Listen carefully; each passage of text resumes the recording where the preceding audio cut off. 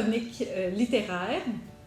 Ce mois-ci, mais et moi, on a regardé dans nos bibliothèques de classe, puis on s'est rendu compte qu'on avait beaucoup de livres narratifs, d'histoires, d'albums, mais que les textes informatifs, les documentaires étaient un petit peu moins présents. Puis on sait que c'est quelque chose qu'on aime beaucoup découvrir avec nos élèves parce que ça les aide justement pendant l'atelier d'écriture, lorsqu'ils vont écrire des livres informatifs par eux-mêmes. Donc, c'est important qu'ils découvrent vraiment de toutes sortes de livres informatifs sur toutes sortes de sujets et de tous les styles. C'est ça. Et puis, en plus, c'est important également de développer des connaissances et au sujet d'animaux, au sujet de la vie, au sujet des arbres. Ouais. Peu importe le sujet. Peu importe ce qui les intéresse. Mais c'est bien de pouvoir les aider de développer ces connaissances-là à travers les albums documentaires. Et ce qu'on a remarqué, que c'est souvent on a les mêmes documentaires ou que ceux qu'on a dans nos bibliothèques à l'école sont un peu trop avancés, c'est trop... ils sont un peu compliqués ou pas faciles pour les élèves, surtout de maternelle à deux, d'aller observer puis apprendre au sujet qui les intéresse. Donc, on est parti à la recherche des documentaires, puis on a découvert une foule de livres, d'albums merveilleux. On en a choisi quelques-uns à vous faire découvrir. Ça a été difficile de s'arrêter, mais on a vraiment une belle sélection à vous présenter. Donc, le premier album qu'on a à vous présenter fait partie d'une incroyable collection. Ce sont nos incroyables bêtes sauvages. Cette collection est un vrai coup de cœur pour moi et Émilie. Donc, c'est écrit par Yuval Zomer aux éditions Glénat Jeunesse. Puis, il y en a plusieurs. Il y a plusieurs livres que vous pourriez chercher qui suivent le même format à peu près. Donc, le livre commence par donner des informations générales à propos des bêtes sauvages, des animaux de la savane. Puis là, par la suite, à chaque double page, l'auteur commence par une question. Donc, c'est super pour faire les liens avec nos modules intégrés, puis pour poser la question aux élèves par rapport à l'animal de la savane. Puis là, par la suite, on répond à la question en donnant différentes informations. Il y a des informations plus simples, d'autres, même moi j'ai appris des choses. Est-ce que vous saviez, vous, que le paresseux bouge tellement lentement qu'il y a une couche d'algues gluantes qui pousse sur son poil, qui l'aide à se camoufler? Donc, il y a vraiment des informations incroyables et les illustrations sont tout simplement magnifiques. C'est simple pour les petits, pour les jeunes lecteurs, mais c'est aussi plein d'informations pour les lecteurs de 3e, 4e, 5e année. Donc, on le recommande vraiment pour tous les niveaux, peut-être moins maternelle, première année, mais encore là, les illustrations sont tellement belles qu'ils vont passer des heures à les regarder. Puis le deuxième album documentaire, un autre coup de cœur, c'est La baleine bleue de Jenny Desmond. Puis cet album est magnifique dès pages qu'on de garde. ouvre le livre, puis qu'on regarde les pages de garde, on a déjà tombé en amour avec cette histoire-là. Il y a une belle note de l'auteur qui explique un peu pourquoi elle a écrit ce livre, qui est pour protéger les baleines, mais on trouve intéressant, c'est rare qu'il y ait une note de l'auteur qui explique un peu aux enfants, donc vous montrez ça aux enfants, donc ça les met dans le bain, ça les met ça donne le ton à la leçon de lecture quand on lit ce livre-là avec eux. Puis c'est l'histoire d'un petit garçon qui a un livre à propos au sujet de la baleine bleue. Et l'histoire, nous on voyage avec le petit garçon qui nous raconte l'histoire de son livre. Mais vous regardez les illustrations. On avait envie d'aller dessiner après là, avec les élèves. On avait envie de faire un projet d'art au sujet de la baleine ou des animaux.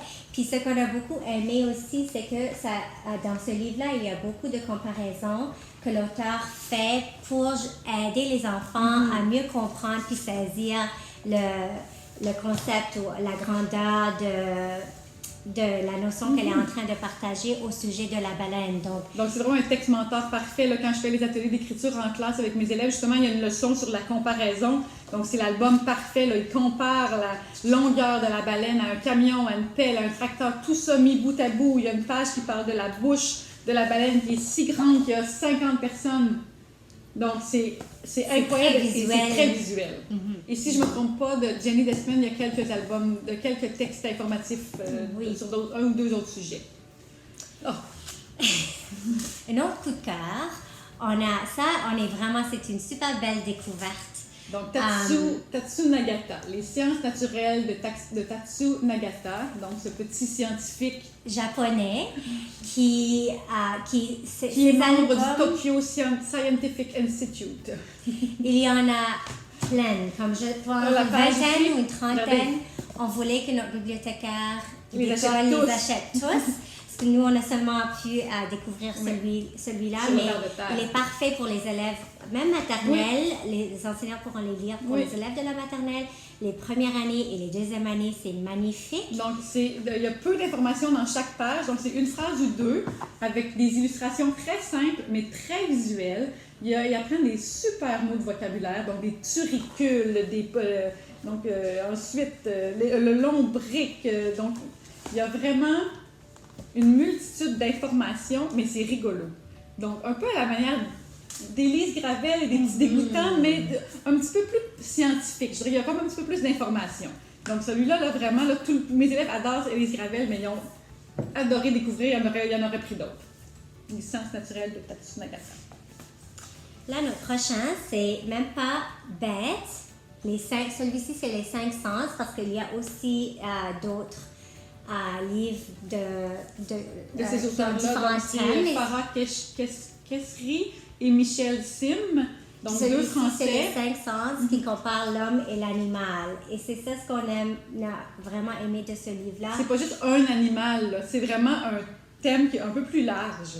Alors, le livre est divisé selon les 5 sens, puis on voit en haut, on peut rapidement trouver de l'information selon le sens qu'on cherche.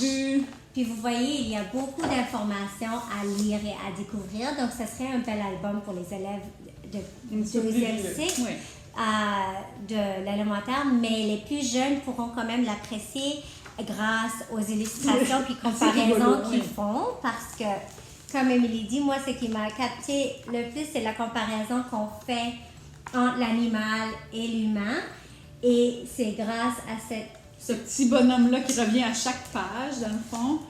Et qui nous fait comprendre à quel point, par exemple, ici... Si on se compare, c'est comme si nos yeux avaient la taille d'un ballon de basket. Donc, les yeux de ce petit animal-là qui vit la nuit sont si gros que... Donc, les élèves s'imaginent avec 2 yeux gros comme des ballons de basket, donc ils peuvent vraiment comparer. Donc, on adore ça quand les élèves peuvent se faire des images dans leur tête. C'est vraiment très visuel. Puis, c'est une technique d'auteur qu'ils peuvent mettre en pratique aussi. Okay, là, celui-ci, c'est plus qu'un coup de cœur. C'est une œuvre d'art. Ouais. Il est vraiment magnifique. Comme on est toutes les deux, nos bibliothécaires, nos directions ont tombé en amour, ont adoré les illustrations. C'est incroyable. L'auteur, c'est Piotr Socha et je ne sais pas comment je m'excuse, je ne veux pas. Ouais. Mais c'est pour dire, c'est un livre, un album qui est très détaillé, qui a beaucoup d'informations, puis beaucoup de lectures à faire. Toutefois, les élèves de 2e, 3e, 4e année, même s'ils ne lisent pas le livre au complet, peuvent seulement en regardant les images. On parle, puis nous donne tellement d'informations à propos et au sujet des arbres. Ils peuvent passer du bon temps à observer chaque illustration sur chaque page parce qu'il y a beaucoup de détails. Donc, c'est vraiment un livre pour tomber en amour. Ou ce que je cache? Non, c'est correct. Donc, pour tomber en amour avec les arbres, pour les protéger, ils ne peuvent pas faire autrement que de vouloir protéger les arbres après la lecture de ce livre-là. Mais c'est sûr qu'ils ne liront pas d'un bout à l'autre. C'est plus un livre de référence qu'ils vont aller chercher, qu'ils vont lire de temps en temps. Mais on a découvert aussi que dans le fond, un livre, on lit souvent des histoires aux enfants, des textes narratifs, mais lire un livre informatif, peut-être pas gros comme celui-là, mais ou par section, on passe peu de temps à faire ça. Puis c'est tout que des habiletés de comment lire un livre informatif. Donc, il faut en lire plus avec nos classes. Parfois, on a juste besoin d'aller chercher une partie. Si c'est les sens ou si c'est la vue, par exemple, tu vas aller peut-être lire la section de la vue. Ils n'ont pas besoin de tout. Puis après ça, tu le mets à la disposition. Puis eux, par eux-mêmes, ils vont continuer à aller le lire. Oui. Puis il y a un autre album aussi qui s'appelle Abeille. Ils ont des mêmes auteurs, la même collection. Qui paraît aussi beau que Arbre. Notre prochain, c'est une autre découverte. Oui, donc c'est un duo de Steve Jenkins et Robin Page. Ils travaillent souvent ensemble. Et honnêtement, là, on a découvert plusieurs de ce duo-là, puis on les aime tous. Il y a beaucoup de livres. Puis ce sont des traductions. Moi, je crois qu'il existe beaucoup en anglais. Mais ce qu'on a aimé, c'est que pas tous. Il y a des livres qui sont plus avancés, puis ça serait pour les plus vieux, les élèves un peu plus vieux. Mais il y en a plusieurs qui peuvent viser les élèves de première, deuxième, troisième année. Les illustrations sont magnifiques. C'est un petit peu comme le découpage. Ça nous a fait penser toutes les deux à Erika, aux illustrations d'Erika. Il pose des questions dans ses livres. Donc, celui-là, c'est que faites-vous avec ça? Donc, que faites-vous avec ça? Des yeux comme ça, des queues comme ça, des dents comme ça, des becs comme ça. C'est comme que faire avec de tels yeux. Puis là, la prochaine double page, on a les réponses. Puis parfois, la façon qu'ils ont partagé l'information, c'est très créatif. Puis il y a les mots qui tournent en rond. C'est plaisant, c'est amusant pour les élèves pas seulement développer leurs connaissances sur le sujet, mais aussi avoir du plaisir. Et ce qu'on aime aussi avec Steve Jenkins, c'est que souvent, ces sujets sortent un peu des sentiers battus. Là. Dans le fond, que faites-vous avec ça? Il y en a un, c'est le premier jour de la vie d'un animal. Tout ce que les animaux du livre, leur premier jour, qu'est-ce qu'ils ont de spécial avec eux? Il y en a un, c'est sur la relation frère et sœur entre les animaux. Les animaux, les yeux. Il y a une autre qui est les yeux sur les yeux, où je me rappelle... Les yeux dans les yeux, Les yeux dans les yeux, mais c'est comme, il prend un petit sujet vraiment spécifique. Que tu dis, voyons, nous, on ferait comme une page avec ça, mais lui, eux, ils en font un livre. Donc, c'est un couple, en fait. Steve Jenkins et sa femme fait surtout les illustrations, mais sur leur site internet, ce qui est en anglais, mais vous allez voir, ils nous montrent un peu leur technique de travail, puis comment ils font leurs croquis, puis les illustrations, puis c'est vraiment intéressant. Le dernier album documentaire qu'on a à vous partager, L'extraordinaire aventure des animaux. Dans le fond, c'est un peu à la manière de Chercher-Trouve, mais vraiment plus évolué. Donc, la partie Chercher-Trouve est un petit peu plus pour les petits. Donc, chaque double page est une immense illustration d'un endroit sur le globe. Donc, ça fait le tour de la planète. Et on découvre plus de 600 animaux dans ce livre-là. Donc, ici, c'est les monts de la Lune, que je ne savais même pas qu'ils existaient. Un bel endroit en Afrique, près du Congo. Donc, et là, il nous présente un peu la région, un animal spécifique à cette région-là, et ensuite plusieurs animaux. Et il y a un petit chiffre à côté, tu dois les trouver, et ensuite de l'information sur cet animal-là. Donc, c'est un petit peu petit, des fois, l'information. Donc, peut-être pour les plus vieux un petit peu, mais juste l'information générale et les illustrations pour les plus jeunes, là, c'est incroyable. Puis moi, je le vois pour les plus jeunes, en tout cas, je le vois comme un beau centre avec madame pendant les modules intégrés ou pendant la lecture, pendant les centres de littératie. Puis ils peuvent s'asseoir avec l'enseignante pour apprendre ce nouveau mot de vocabulaire. L'enseignante va leur dire qu'il peut aller chercher le Damien des arbres, c'est ça? Le caméléon de Jackson, le chimpanzé. De même, ils peuvent apprendre en jouant, puis en faisant un jeu de recherche. Puis pour les plus vieux, il y a plus d'informations pour développer leurs connaissances puis approfondir. Il y a des endroits sur le globe que je ne connaissais même pas, donc c'est vraiment approfondi comme livre. Oui, il fait vraiment le tour du monde parce qu'on va un peu partout. Oui. Dans le Japon, dans le désert, ou sur les îles Galapagos, l'Himalaya, dans les glaciers, les barrières de... Donc, l'extraordinaire aventure des animaux de Brendan Kearney. Donc, voilà, j'espère qu'on vous a donné le goût de découvrir des nouveaux albums, d'aller voir dans vos bibliothèques ou commandez-en. Puis il y en a dans notre chronique, on a partagé ceux qui existent sur CPRP ou à la bibliothèque Virtuo, donc vous pouvez aller les accéder là aussi. Puis il y en a plusieurs aussi, comme celui-là, il est dans les bibliothèques à Halifax. Oui. Donc, merci beaucoup. Merci, à la prochaine.